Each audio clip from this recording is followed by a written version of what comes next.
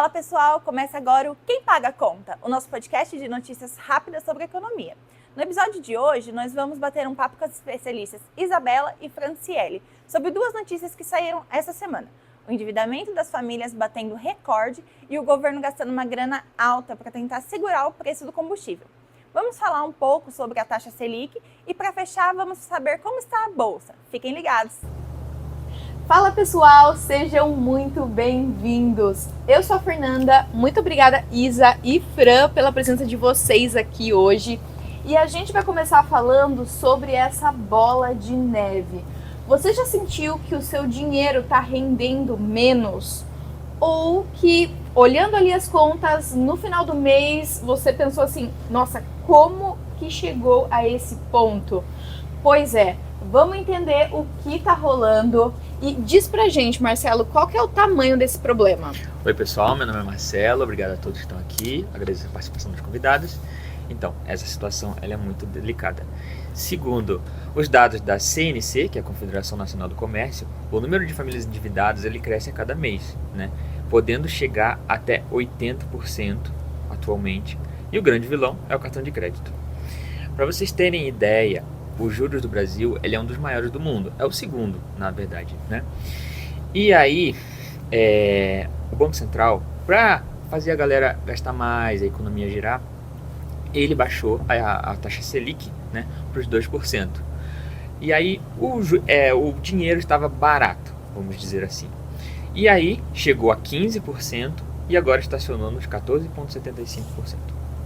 Nossa, mas de 2% para 15% é um salto muito alto. E quais são as consequências dessa alta da Selic? Então, vamos pensar assim, que a Selic ela é o preço de aluguel do dinheiro, né? Se a Selic está muito baixa, o dinheiro está barato, então as pessoas elas fazem financiamentos, né? Quando ela vai para 15%, os juros do cartão, do cheque especial, eles explodem. Exatamente. Primeiramente, obrigada, Fernanda e Marcelo, pelo convite. Mas é exatamente isso. Muitos brasileiros na pandemia escolheram empreender. Dessa forma, eles fizeram bastantes financiamentos e empréstimos. Aí, agora, com a Selic alta, o resultado é realmente esse efeito bola de neve, que a dívida ela vai crescendo mais rápido e o salário ele não iguala, ele fica naquele meio termo. Dessa forma, acaba faltando dinheiro para uso, né, para consumo. E quando a Selic sobe, o crédito ele vai encarecer e a demanda ela vai cair. As pessoas, hoje em dia, elas param de comprar aquele tênis novo, fazer aquele parcelamento de um celular novo para trocar, porque acaba ficando inviável esse parcelamento. Com menos consumo, o comércio ele vende menos, as indústrias elas produzem menos, fazendo a oferta cair e a economia travar. Entendi. Bom, e agora uma outra notícia que acaba afetando a economia brasileira o governo gastou 31 bilhões de reais para segurar o preço da gasolina. Como é que isso conecta com o comércio lá fora? Então, essa conta ela é bem salgada. Esse valor ele foi usado para absorver a alta internacional do preço do petróleo, né? Não deixar o preço explodir e não chegar nas bombas, né, dos postos de gasolina aqui do Brasil. Então, assim, ao mesmo tempo, o fluxo de mercadorias no Estreito de Hormuz, que é por onde passa todo o petróleo mundial, cerca de 20%, ele está sob ameaça por causa das tensões geopolíticas e de tudo que está acontecendo atualmente, né?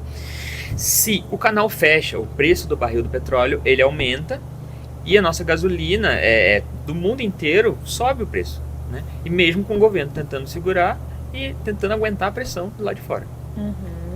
E como que fica a situação do Brasil com esses altos e baixos do petróleo, Fran?